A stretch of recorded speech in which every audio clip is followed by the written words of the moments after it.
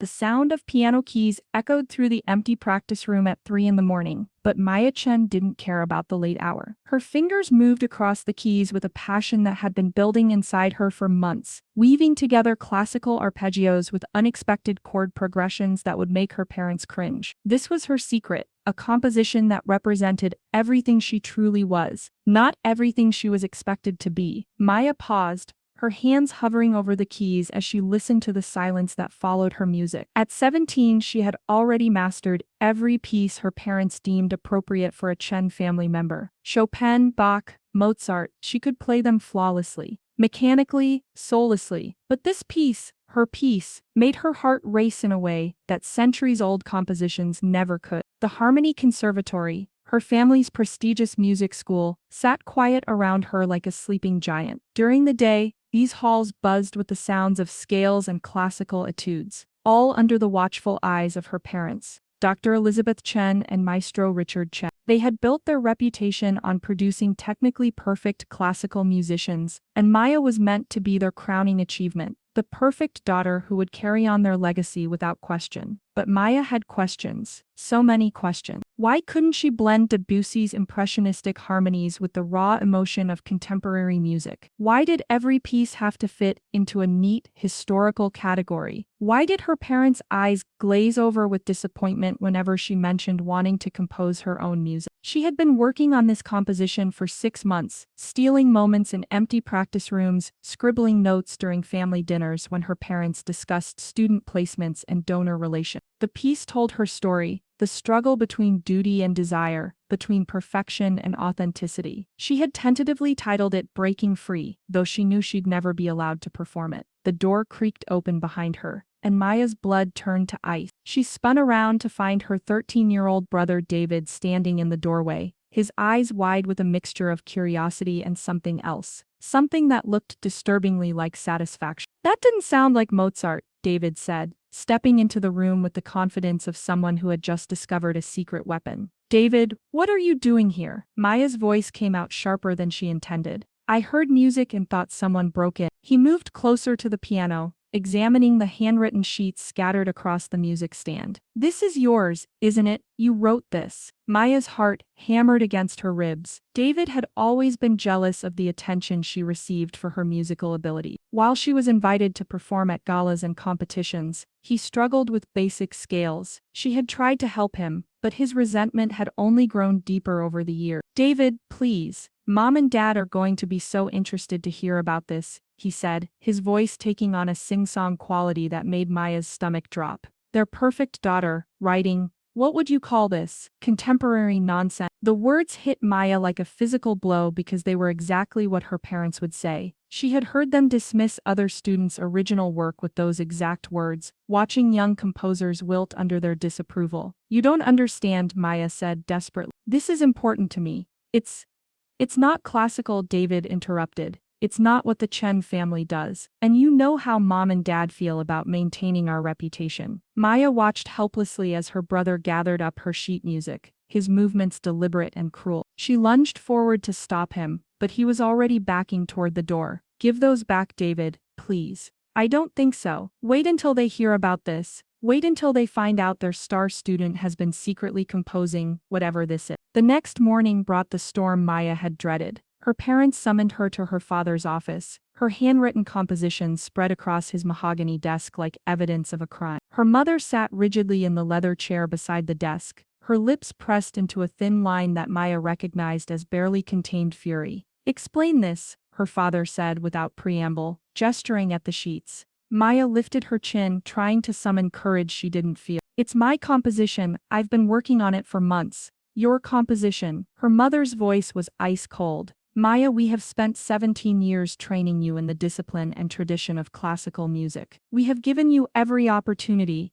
every advantage, and this is how you repay us. With this contemporary nonsense." The words stung exactly as Maya had known they would. "It's not nonsense. It's my voice, my artistic expression." "Your artistic expression." Her father stood abruptly, his chair scraping against the hardwood floor. "Maya, you are we have a reputation to maintain. a legacy to preserve. This school exists because people trust us to uphold the highest standards of classical musical education. What do you think would happen if word got out that our own daughter was composing this kind of music? Maya felt tears prick at her eyes, but she fought them back. What's wrong with trying something new? What's wrong with wanting to create something that's mine? Because it reflects poorly on us, her mother said sharply. Because people will think we've failed as parents and teachers if our own daughter abandons everything we've taught her. The announcement about the annual Harmony Conservatory Gala had come the following week, and Maya's selection as the opening performer should have been the highlight of her year. The gala was the conservatory's most prestigious event, attended by major donors, music critics, and industry professionals. It was the kind of opportunity that could launch a young musician's career. But when Maya suggested performing her original composition, the temperature in the room dropped 20 degrees. Absolutely not,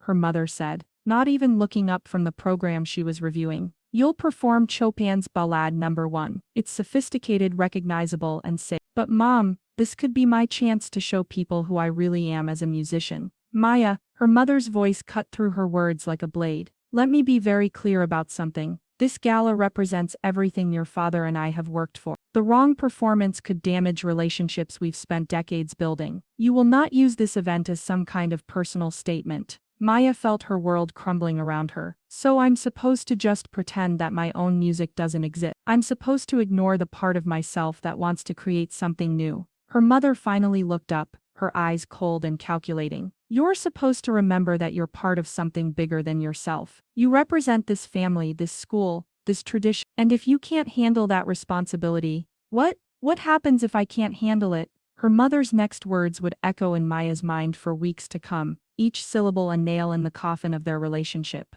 Don't embarrass us, Maya. You'll play what we choose or you won't play at all. The ultimatum hung in the air between them like a poison cloud. Maya stared at her mother, searching for any sign of the woman who used to listen to her practice with pride, who used to call her our little maestra. But that woman was gone, replaced by someone who saw Maya not as a daughter, but as a potential threat to carefully maintained appearances. As Maya left her mother's office, clutching the Chopin sheet music that felt like chains in her hands, she realized that something fundamental had broken between them. Her parents weren't just asking her to play a different piece. They were asking her to deny the very essence of who she was becoming as an artist. The worst part wasn't the disappointment or even the betrayal. The worst part was the growing certainty that this was only the beginning. Maya thought she understood the depth of her parents' betrayal, until she overheard the conversation that shattered her world completely. It was a Tuesday evening, 3 weeks after the ultimatum, and Maya had been dutifully practicing the assigned Chopin piece in the main recital hall. The notes felt hollow under her fingers, each phrase a reminder of everything she was being forced to suppress. She had finished early and was gathering her music when she heard familiar voices drifting from her father's office down the hall. Absolutely brilliant work, a man's voice was saying. The way it bridges classical technique with contemporary sensibilities, it's exactly what we've been looking for. Maya froze, her hand halfway to the light switch. She recognized the voice of Marcus Webb, one of Hollywood's most sought-after music supervisors. He'd been courting her parents for months, trying to convince them to contribute to film scores. We're quite proud of it, her mother's voice replied, and Maya felt her blood turn to ice. Richard and I have been working on it for some time. The emotional depth is remarkable, Webb continued. There's this raw honesty in the composition that you don't usually hear in classical crossover pieces. It feels personal, vulnerable. Maya pressed herself against the wall, her heart pounding so loudly she was afraid they would hear it. They were talking about her composition, her secret piece, her artistic soul laid bare in musical form, and her parents were claiming it as their own. We call it breaking free, her father said, and Maya had to bite her lip to keep from crying out. Even the title, her title, was being stolen from her. Perfect, Webb said enthusiastically. We'd like to feature it in our upcoming film. It's a coming-of-age story about a young artist finding her voice. The composition would be perfect for the climactic scene. We're talking about a 6-figure licensing deal, with potential for soundtrack sales and awards consideration. Maya sank to her knees in the hallway, her sheet music scattering around her. 6 figures. Her parents were about to make hundreds of thousands of dollars from her work while simultaneously telling the world that she lacked a maturity for serious composition. Of course, we'd need to discuss the terms, her mother said smoothly. This piece represents a significant artistic investment on our part. Naturally, My assistant will send over the contracts tomorrow. I have to say, Elizabeth, Richard, this could be the beginning of a very lucrative partnership. If this piece performs well, we'd love to commission more work from you. Maya heard chairs scraping and realized the meeting was ending. She scrambled to gather her music and fled toward the exit, but not before hearing Webb's parting words. You know, there's something so authentic about this composition. It reminds me why I fell in love with music in the first place. Authentic. The word burned in Maya's chest as she stumbled out into the cool evening air. Her authentic voice, her authentic pain, her authentic dreams, all of it stolen and repackaged as her parents' artistic achievement. The next few days passed in a haze of disbelief and growing rage. Maya went through the motions of her daily routine, classes, practice sessions, family dinners, while inside, her world crumbled piece by piece. She watched her parents with new eyes, seeing how they smiled at her with false warmth while planning to profit from her creativity. The final blow came when she overheard her parents talking to the Kramers, a wealthy donor family at a conservatory fundraising dinner. Maya's been struggling with her composition lately, her mother was saying, her voice carrying just the right note of concerned disappointment. We've tried to encourage her, but she simply doesn't have the emotional maturity yet for serious creative work. Mrs. Kramer nodded sympathetically. It's so difficult when children don't live up to their potential. Indeed, her father agreed. She's technically proficient, of course,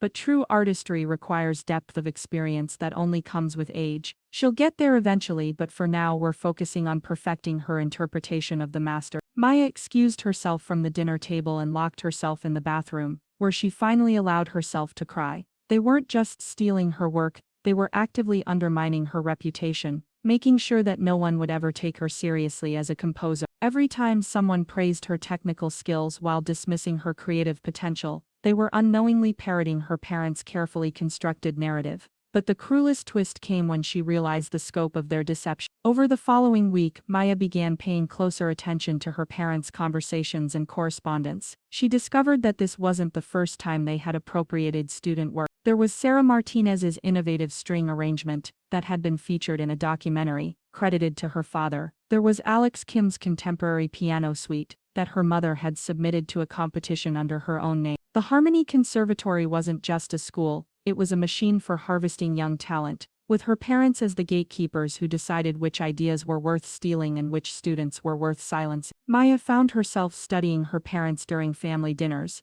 watching how they discussed their latest compositions with the casual confidence of people who had never doubted their right to take whatever they wanted. They spoke about artistic integrity and the importance of maintaining classical traditions, all while systematically stealing from the very students they claimed to mentor. The most devastating realization came when Maya understood that her parents saw her not as their daughter but as their most valuable asset. Her talent, her creativity, her artistic voice, it all belonged to them to be used or suppressed as they saw fit. The love she had felt from them her entire life had been conditional, dependent on her willingness to be molded into their vision of what a Chen family member should be. As she lay in bed that night, staring at the ceiling of her childhood bedroom, Maya felt something cold and hard crystallizing in her chest. It wasn't just anger anymore, it was a clarity that cut through years of manipulation and control. Her parents had made their choice when they decided to steal her work and silence her voice. Now it was time for Maya to make hers. The gala was still 3 weeks away,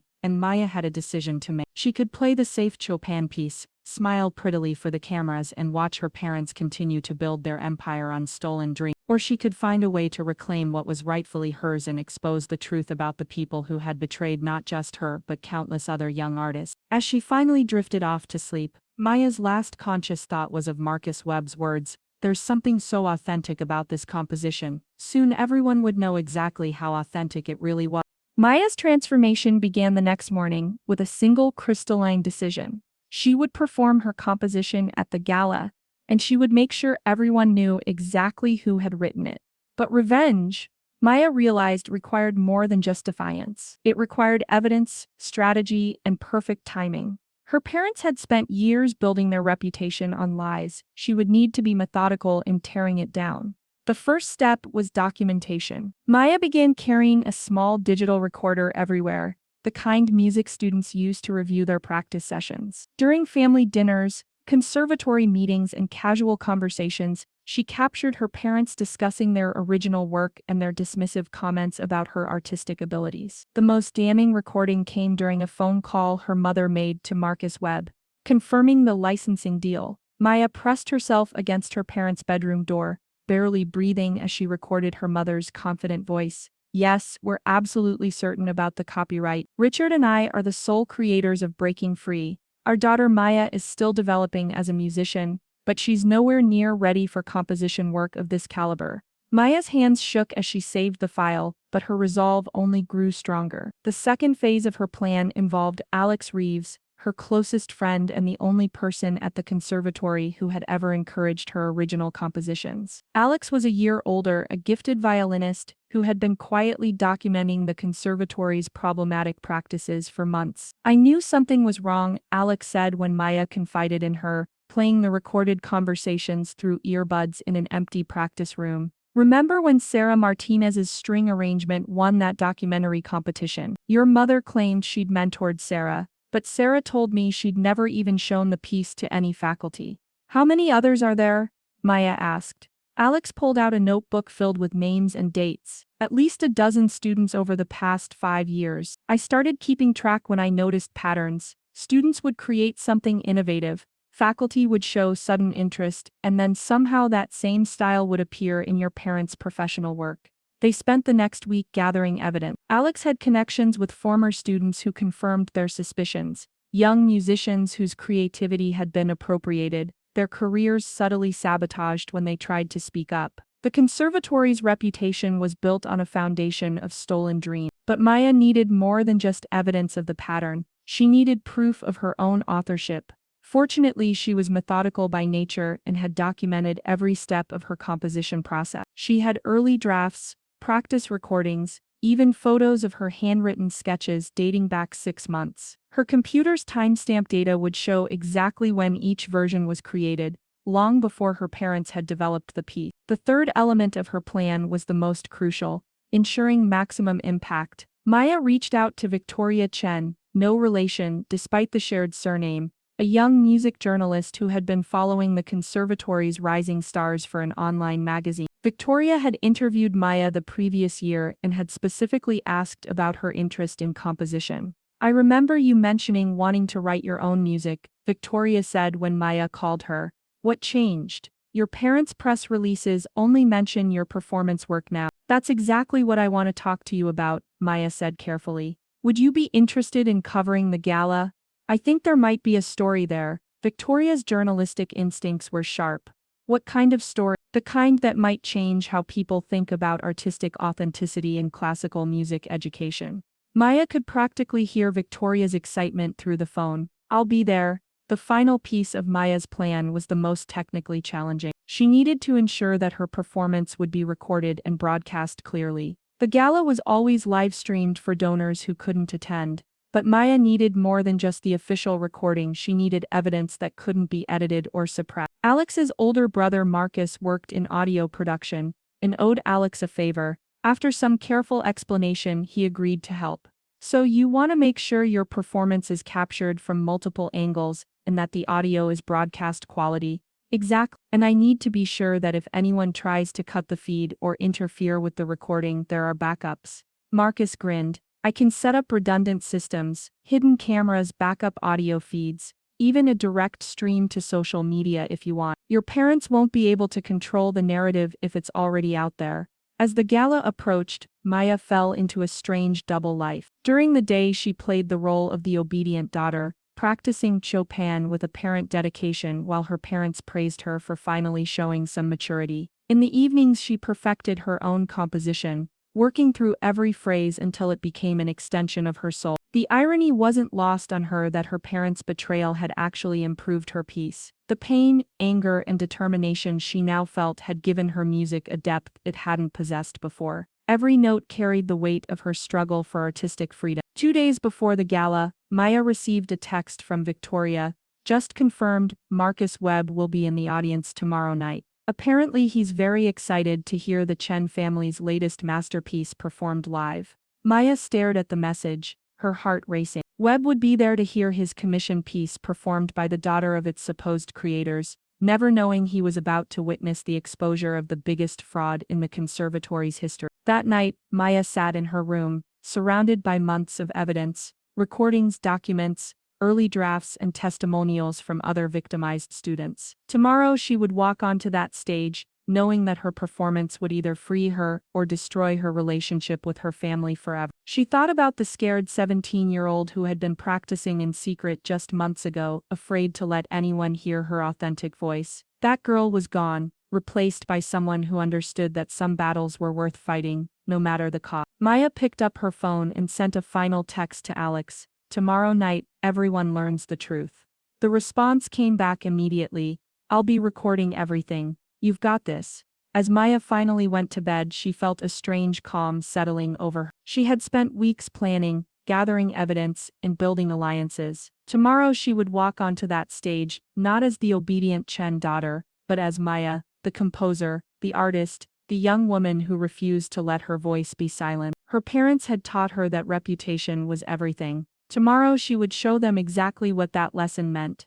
The morning of the gala dawned gray and oppressive, matching Maya's churning emotion. She woke to find her mother already in her room, laying out the dress she was expected to wear. A conservative black gown that screamed serious classical musician rather than 17-year-old with her own voice. Today is the most important day of your life so far, her mother announced, smoothing invisible wrinkles from the dress. Everything we've worked for comes down to how you represent our family tonight. Maya sat up slowly, studying her mother's face for any sign of the woman who used to braid her hair and listen to her practice scales. No pressure, right? Her mother's smile was sharp as a blade. Pressure creates diamonds. Maya, you should know that by now. The rest of the morning unfolded like a carefully choreographed nightmare. Her father appeared every hour to quiz her on the Chopin piece, making her play sections over and over until her fingers ached. Her mother hovered constantly, adjusting Maya's posture, critiquing her breathing, micromanaging every aspect of her preparation. Remember, her father said during lunch, you're opening the gala, you set the tone for the entire evening. The donors need to see that the Harmony Conservatory produces exceptional musicians who honor tradition. Marcus Webb will be watching, her mother added, and Maya nearly choked on her water. He's very interested in our work. Tonight could determine whether we secure future collaborations with his production company. Maya forced herself to nod calmly, even as her heart hammered against her ribs. If only they knew that Webb would indeed be evaluating their work, just not in the way they expect. As the afternoon wore on, Maya's parents' anxiety became increasingly palpable. They spoke in hushed, urgent tones about seating arrangements, donor conversations, and media coverage. Maya realized that this gala wasn't just important to them, it was crucial. They had clearly made promises to people, built expectations, positioned themselves for major opportunities, which made what she was about to do even more devastating. Maya, we need to talk, her mother said at 4 o'clock, appearing in the doorway of Maya's room where she had been supposedly reviewing the Chopin score.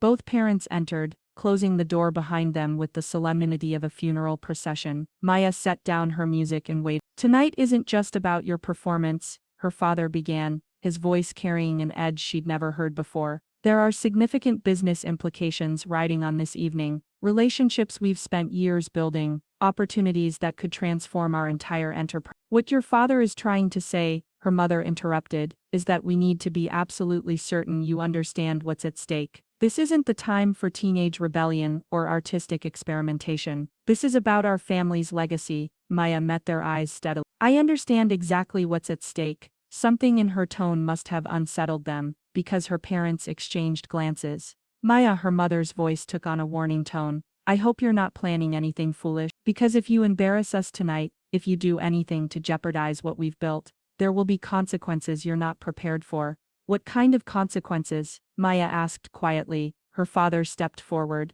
The kind that affect your future, Maya. College recommendations, scholarship opportunities, professional connections, all of it goes through us. If you can't be trusted to represent this family appropriately, then perhaps you're not ready for the privileges that come with being a Chen. The threat hung in the air like poison gas. Maya felt something cold and final settle in her chest. They weren't just controlling her art, they were threatening to destroy her entire future if she didn't comply.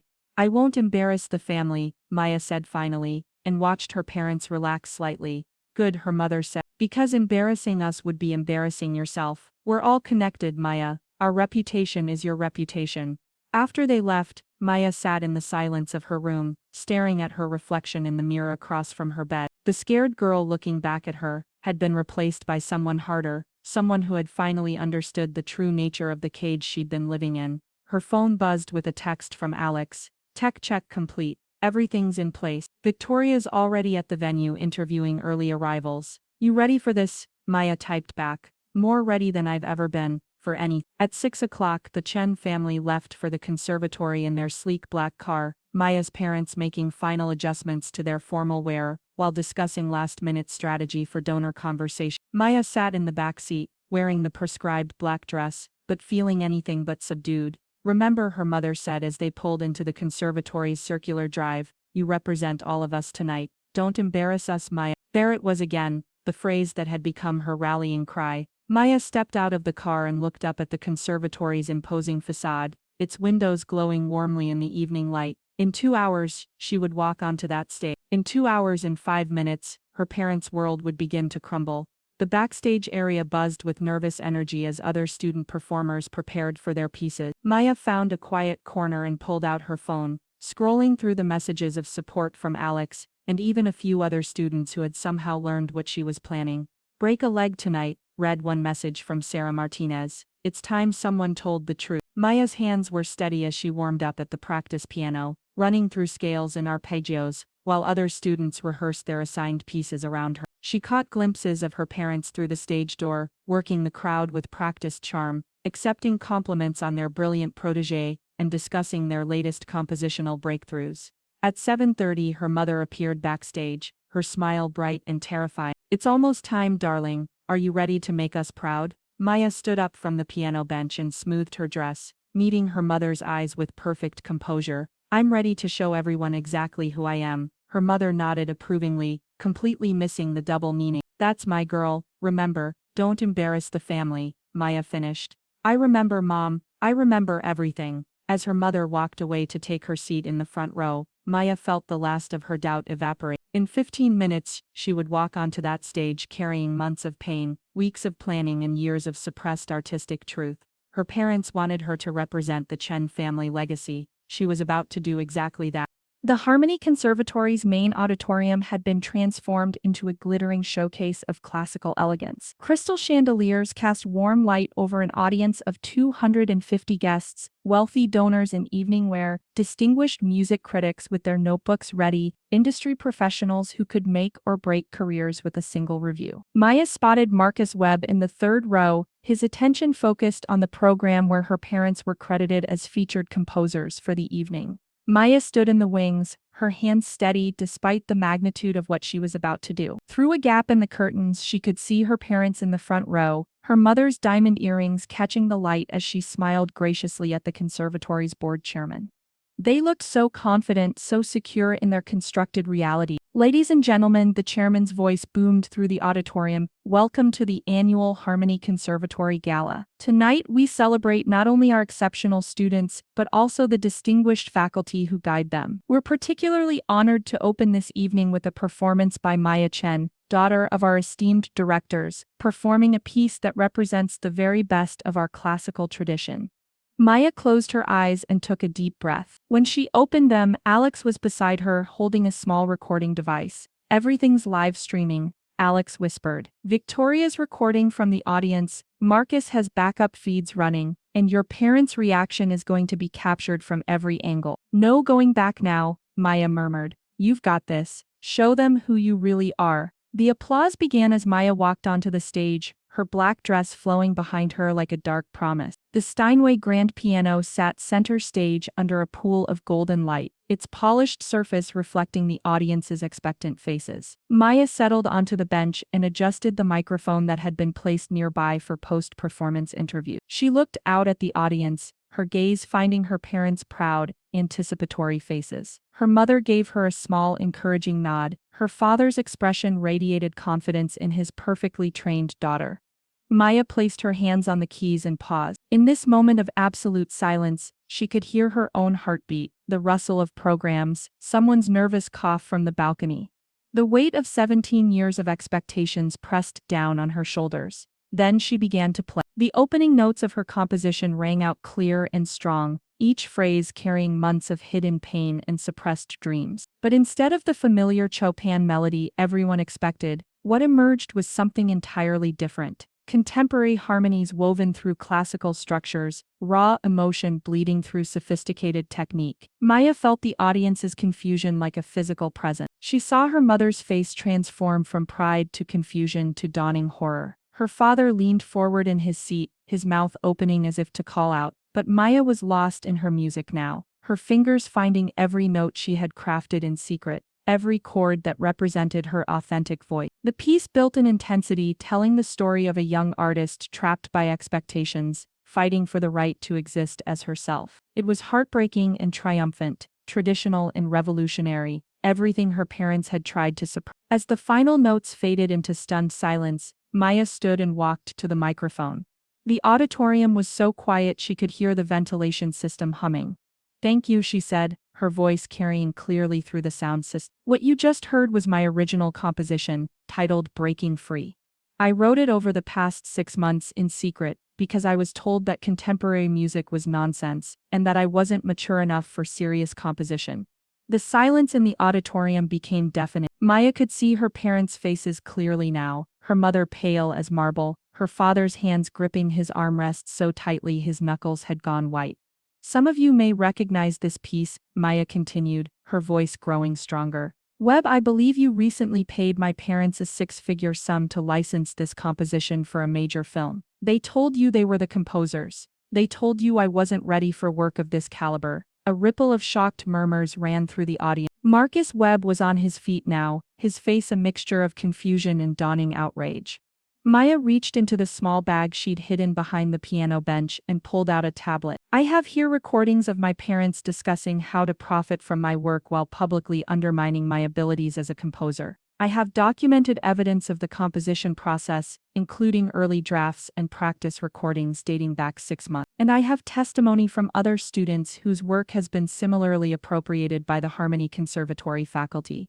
The auditorium erupted. Donors were turning to each other in shock, critics were frantically taking notes, and Maya could see Victoria Chen near the back, her phone recording everything. Her parents were on their feet now, her mother's face flushed with rage and humiliation. "Maya," her mother's voice cut through the chaos. "Stop this immediately, you don't know what you're doing." But Maya was no longer the obedient daughter who could be silenced with threats. "I know exactly what I'm doing, Mom. I'm showing everyone who I'm showing them what authentic artistry looks like, and what it looks like when it's stolen." Her father was pushing his way toward the stage, his face dark with fury. "You ungrateful little, this is our life's work, our reputation. Built on stolen dreams," Maya shot back, her voice amplified through the microphone for everyone to hear. "Built on suppressing young artists and claiming their creativity as your own. How many students have you silenced? How many careers have you destroyed to protect your precious legacy?" The confrontation was spiraling beyond anything Maya had imagined. Other students were standing up in the audience and she could hear Sarah Martinez's voice calling out, "She's telling the truth. They stole my string arrangement." Security guards were moving toward the stage, but Maya had one more card to play. She held up her phone and pressed play.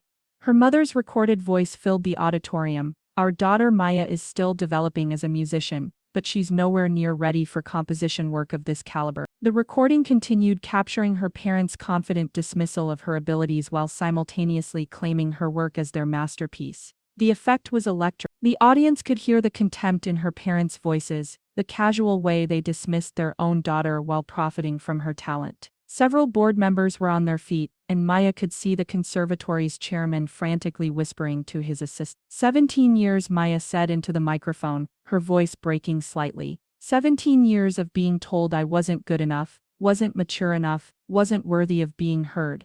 While they built their empire on the dreams they stole from me, and students like me." Her mother had reached the stage now, her face twisted with a rage Maya had never seen before. "You've destroyed everything, everything we've built, everything we've worked for. How could you be so selfish?" Maya looked down at her mother, feeling a strange calm settle over. "How could I be so selfish? Mom, you stole my composition, and sold it for hundreds of thousands of dollars while telling the world I wasn't capable of creating it. You've been stealing from students for years, and you're asking me how I could be so selfish." The auditorium had descended into complete chaos. Donors were leaving, critics were making phone calls, and Maya could see other faculty members having urgent conversations with board members. But through it all, she felt a strange sense of peace. She had told the truth, reclaimed her voice, and exposed the rot at the heart of the institution that had tried to silence her. As security finally reached the stage and her parents were escorted away, still shouting accusations and threats, Maya looked out at the fractured remains of the gala and felt something she hadn't experienced in months: freedom. The cost would be enormous, but for the first time in her life, Maya Chen was exactly who she was meant to be.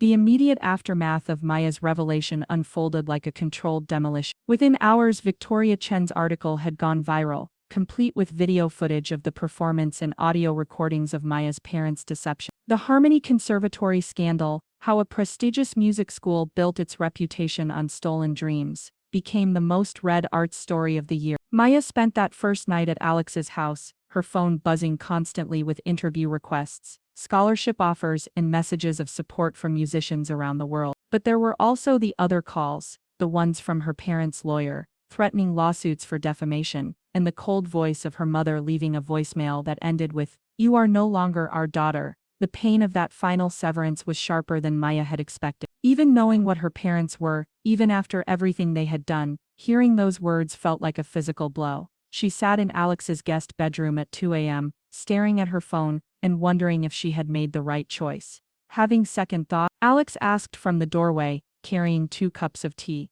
"No," Maya said quietly, "just mourning, I guess. Mourning the parents I thought I had. They made their choice long before you made yours." Alex reminded her, "You just refused to keep living their lot." The next week brought a cascade of consequences that neither Maya nor her parents could have anticipated. Marcus Webb immediately filed a lawsuit against the conservatory for fraud, demanding return of the licensing fee and threatening criminal charges. The story spread beyond music circles into mainstream media, with Maya appearing on national morning shows to discuss artistic integrity and institutional abuse. More damaging to her parents' reputation was the flood of former students who came forward with their own story. The conservatory's alumni network, once a source of pride, became a catalog of stolen work and suppressed talent. Sarah Martinez's string arrangement, Alex Kim's piano suite, dozens of compositions and arrangements that had been appropriated over the years, all of it came to light in a devastating avalanche of testimony. The Harmony Conservatory's board of directors moved swiftly to distance themselves from the scandal.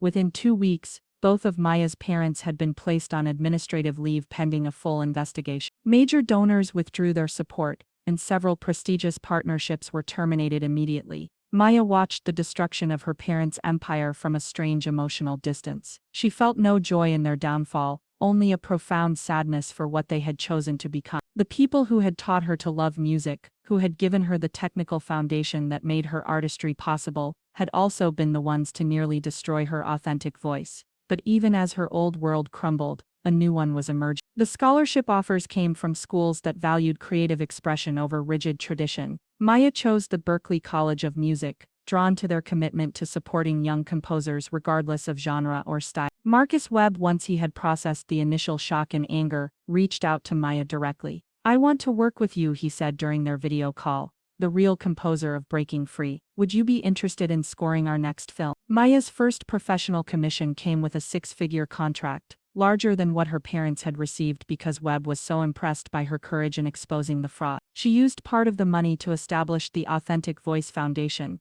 a scholarship fund specifically for young composers whose work had been suppressed or stolen by institutional authority figures. 6 months after the gala, Maya stood on the stage of the Berklee Performance Center, preparing to debut her latest composition, a piece she had written about forgiveness, loss, and the complex pain of cutting ties with people you love in order to save yourself. The audience was filled with young musicians who had found their own voices despite similar struggles. As she played, Maya noticed 2 familiar figures in the back row. Her parents sat separately, no longer the united front they had once presented to the world. Her father looked older, diminished by the loss of the reputation he had built his identity around. Her mother's face was unreadable, but Maya caught something that might have been regret in her eyes. They never approached her after the performance, and Maya didn't seek them out. The reconciliation she might have hoped for seemed impossible. Too much trust had been broken, too many years of manipulation exposed, but their presence felt like a small acknowledgement, perhaps the beginning of understanding what they had lost when they chose reputation over relationship. Maya's final composition of her freshman year was titled What We Inherit.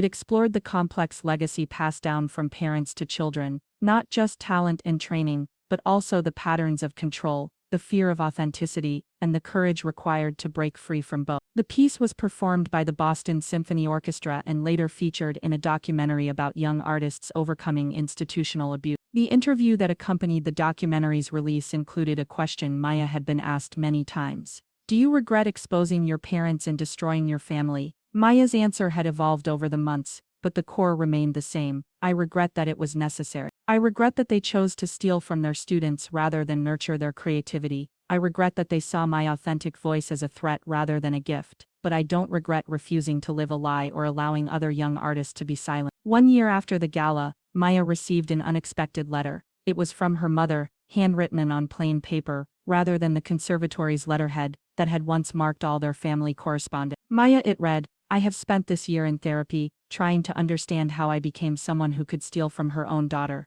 I don't expect forgiveness, and I'm not asking for reconciliation. I just wanted you to know that I've heard your music, the real music, the pieces you've written since leaving us. You were right, you were always right about who you were meant to be. I'm sorry it took losing you for me to understand that. Your father and I are divorced. The conservatory will likely close, but you're flourishing. I'm proud of you even though I lost the right to say so long ago. Maya read the letter 3 times, tears streaming down her face. It wasn't the reunion she had once dreamed of, but it was something perhaps more valuable: acknowledgement, accountability, and the recognition that her choice had been the right one. She never wrote back. Some bridges, once burned, couldn't be rebuilt. But she kept the letter in her piano bench, a reminder that even the people who hurt us most deeply are capable of growth, even if it comes too late to repair what was broken. 2 years after the scandal, Maya graduated from Berkeley with highest honors, her senior recital featuring entirely original compositions that had been praised by critics as fearlessly authentic and representing the future of classical music. She had offers from major orchestras, film studios, and record labels, all interested in working with the young composer who had proven that artistic integrity was worth any cost. But perhaps the moment Maya treasured most came during her graduation ceremony, when a young high school student approached her afterward. I saw the video of your gala performance, the girl said nervously. My teacher keeps telling me my compositions aren't serious enough, that I should focus on interpretation instead of creation. But after seeing what you did, I think I'm going to keep writing. I think I'm going to find my voice too. Maya smiled, remembering the scared 17-year-old she had once been, practicing in secret, and dreaming of the day she could play her authentic music for the world. Don't let anyone silence you, she told the girl. Your voice matters. Your music matters. And if they tell you not to embarrass them, the girl grinned, clearly familiar with Maya's story. Embarrass them anyway, Maya confirmed, but make sure it's worth it. As Maya walked away from her graduation ceremony, diploma in hand and future bright with possibility, she thought about the price of authenticity. It had cost her a family, a home, and the comfortable life she had been living. But it had given her something infinitely more valuable: herself. The girl who had been told "don't embarrass us" had become a woman who understood that the only real embarrassment was living a life that wasn't true to who you were meant to be. And in that truth, Maya had found not just her voice, but her freedom.